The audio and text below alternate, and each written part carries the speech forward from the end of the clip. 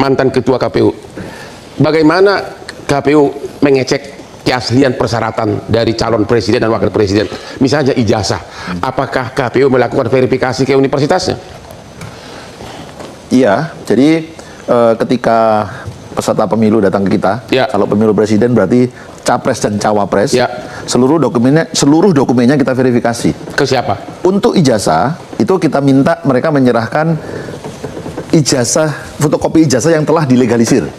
Jadi kalau dia alumni Universitas A, maka di situ akan terstem legalisir dari Jadi tidak pernah Universitas A. akses verifikasi langsung ke universitasnya. Dalam hal kami ragu-ragu dengan dokumen tersebut, maka kami lakukan verifikasi faktual.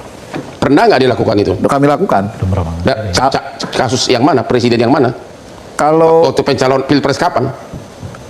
seingat saya kalau pencalonan pilpres kami tidak ragu dengan dokumen-dokumen yang diserahkan. Jadi belum pernah dilakukan. Verifikasi dilakukan. Nggak, verifikasi kan ke ada dua. universitas belum pernah dilakukan. Verifikasi saya tidak mengingat ya, karena Ya. tim verifikasi itu kan ada tersendiri, Oke. teman-teman gitu. Tapi dalam hal kita tidak yakin atau mengalami keraguan-raguan atau ada masukan dari masyarakat, maka kami melakukan verifikasi faktual. Jadi dua tahapan verifikasi kita lakukan. Pertama verifikasi administrasi, Ya. kedua adalah verifikasi faktual. Kalau tidak ada keraguan-raguan, kenapa harus dirahasiakan? Di era kami tidak kami rahasiakan. Kami punya sistem informasi namanya Silon, Ya. sistem informasi calon. Ya. Seluruh dokumen yang diserahkan kepada kita itu kita pampangkan, Ya. termasuk dokumen ketika pileg. Itu Ya. kan ada puluhan ribu Ya. kandidat tuh, kita tampilkan. Ya. Nah, seperti disampaikan oleh Ketua Komisi 2 tadi, memang ada dokumen yang tidak harus atau tidak boleh untuk ditampilkan, kecuali ada persetujuan dari yang bersangkutan. Ya.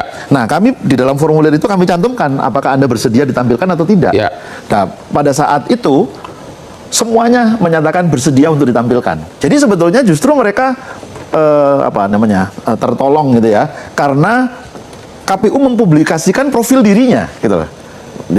Ini pendidikannya luar biasa. Oh, ini aktivitasnya luar biasa. Itu dicantumkan semua dan kita publikasikan gitu. Oh begitu. Itulah makanya Visi misinya. Gimana Pak Rek?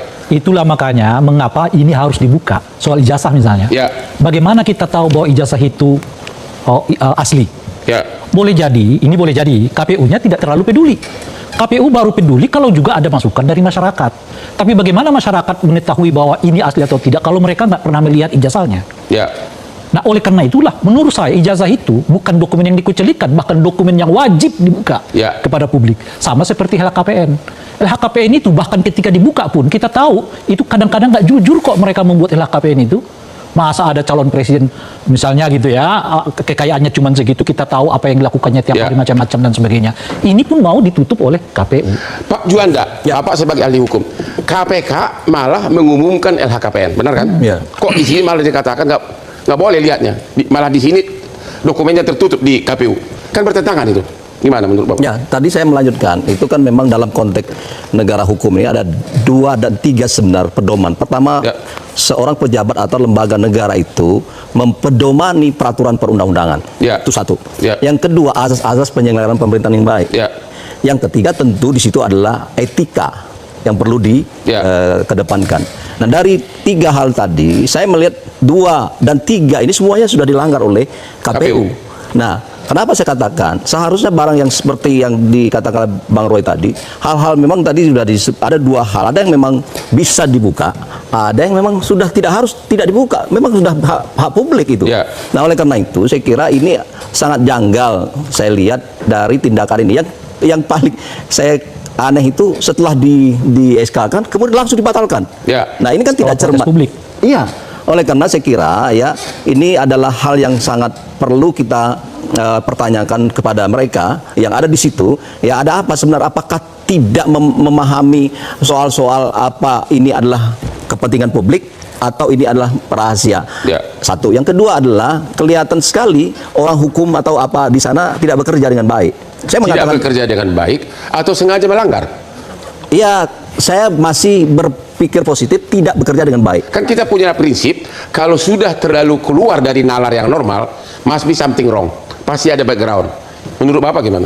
Iya, makanya saya masih berpikir begini. Ada sebuah dugaan saya bahwa bisa jadi begitu besar tadi saya melanjutkan begitu besar pengaruh kekuatan yang dahsyat yang tidak bisa kita sebutkan dalam konteks konkret, tapi ada pengaruh-pengaruh luar sehingga orang hukum di situ tidak bisa bekerja dengan baik karena lebih besar kepentingan kekuasaan yang mempengaruhi dari keputusan itu daripada orang. Kembali lagi bersama saya di channel video ini. Nah teman-teman, tadi kita telah melihat cuplikan video yang sangat menarik ini.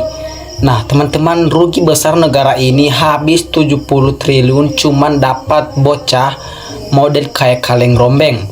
Mas Gibran sebaiknya undur diri karena dilihat dari kemampuan tidak pantas untuk memimpin negara sebesar NKRI. Maka sebaiknya mundur diri saja. Mundur sajalah daripada malu dunia akhirat. Penipu rakyat dengan merubah undang-undang, dengan KKN pengkhianat pejuang kemerdekaan NKRI. Wapres yang dihasilkan dari sebuah politik yang curang sangat merugikan bangsa Indonesia. Kok gini Wapres jawabannya? Di mana wajah Indonesia ini? Orang nggak punya kualitas jadi pemimpin, dipilihnya begini akhirnya. Wapres tidak punya kemampuan dan tidak punya pengetahuan lebih baik. Mundur saja jadi Wapres. Betul bos, itu salahnya 58% kaum yang telah memilihnya dengan iming-iming bansos. Jawaban-jawaban Wapres seperti orang lagi mabuk, nggak ada kompetensi sama sekali. Sangat memalukan, tapi bagi para pemuja bansos ini adalah paling top. Cepat ganti Gibran, bikin beban saja, nggak ada gunanya. Malu aku punya Wapres macam Gibran ini. Masih mau presidenku ditemanin Wapresnya yang pulang polong. Bangsa sama Bang Ferry berani menantang kejahatan dan kezoliman. Orang-orang cerdas yang jujur dan pemberani bersatulah memakzulkan Gibran secara hukum.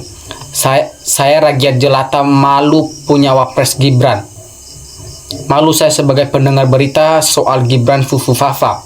Seharusnya Prabowo Subianto segera mungkin mengganti wakilnya dengan minta persetujuan DPR. Mundur saja kalau rakyat sudah tidak suka karena merusak demokrasi dan konstitusi bangsa ini. Wapres Gibran sangat memalukan NKRI dan WNI karena tak berkualitas. Gibran sebaiknya mundur saja daripada dimundurkan sama rakyat.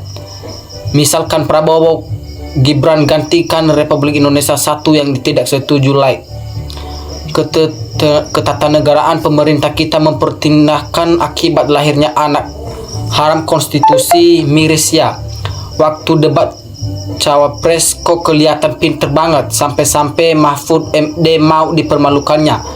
Sekarang debat sama Mahfud MD apa sehebat kemarin, ketahuan juga kan kosongnya. Sangat memalukan Wapres seperti tidak kuliah saja. Kalau orang Gerindra bilang Gibran pintar seperti mendunia, katanya buktinya apa sekarang kan tidak bisa apa-apa. Seorang jenderal yang dianggap hebat tapi kok mau menjadikan Gibran wakil presiden, ada apa? Diduga keras ada persongkokalan antara politikus busuk yang tidak mengedepankan kepentingan masyarakat. Kasihan negara sebesar ini dapat wakil presiden seperti ini, padahal masih banyak sekali yang lebih pintar daripada Gibran. Berarti Indonesia ini nggak ada orang pintar untuk jadi Wapres. Buktinya bilimbing sayur dan bisa jadi terus jawabannya. Kok profesor yang cerdas, clean, nggak malu mendampingi orang nggak bermutu. Mulyono nggak bermoral, anaknya masih ingusan dipaksakan mimpin negara. Ganti saja Wapresnya pakai Al. Gara-gara libur bagi susu kota ke SD, malah dapat pernyataan yang sudah dari rakyat yang cerdas. Soal edukasi dan solusi jangan harap dapat jawaban dari Samsul. Tapi kalau soal kibul, menghibur dan selangkangan, bolehlah ditanya langsung sama Samsul. Dari sekian banyak rakyat Indonesia yang lulusan dalam dan luar negeri, tapi kenapa dapat Wapres kayak begini yang memalukan? Wapres berotak minim, setara anak PAUD, tapi menghabiskan uang rakyat dan negara Indonesia. Investor asing pun melihat kualitas wapres yang tidak punya kapabilitas integritas dan tidak punya leadership sama sekali. Pentingnya orang tua yang baik terhadap anaknya, salah satunya yang sangat fundamental itu memberi rezeki dan makan buat anak-anaknya dan keluarganya dari hasil yang halal. Karena bila uang haram itu dimakan oleh anak-anak kita, dampaknya akan seperti si Gibran. Itu fakta sebagai contoh yang nyata. Wapres pelongo-pelongo apa yang bisa dibanggakan? Wapres ketika tinjau proyek malah hanya lihat, mungkin heran kok bisa bangun seperti ini begitu kali. Berani apa tidak Pak Prabowo ganti saja Gibran. Sebenarnya intinya bukan masyarakat yang memilih karena hukum yang sudah dilanggar. Menyedihkan, ngono dipaksakan jadi wakil presiden, siapa pilih? Begitu jelasnya Bung Ferry Amsari tetap saja kalah dengan keserakahan politik kotor.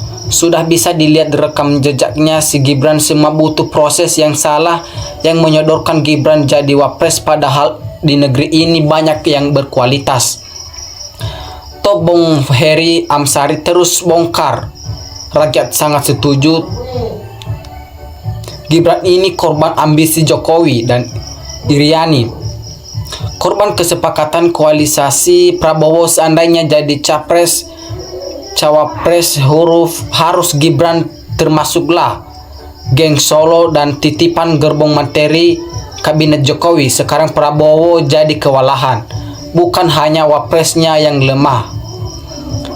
Beberapa menteri di kabinetnya nggak bisa kerja. Ini sangat merugikan negara kita. Kedepannya wapres dan menteri yang tidak berkualitas di bidangnya jadi beban APBN. Sudah salah set. Apa boleh buat, dihadapi dan dijalani saja. Saran saya sebagai solusi, Prabowo harus berani dan tegas reshuffle menteri yang tidak mampu kerja dan mendengarkan saran dari akademisi demi kemajuan NKRI. Harus mandiri mengambil keputusan, jangan minta pertimbangan pada Jokowi lagi. Oke teman-teman, terima kasih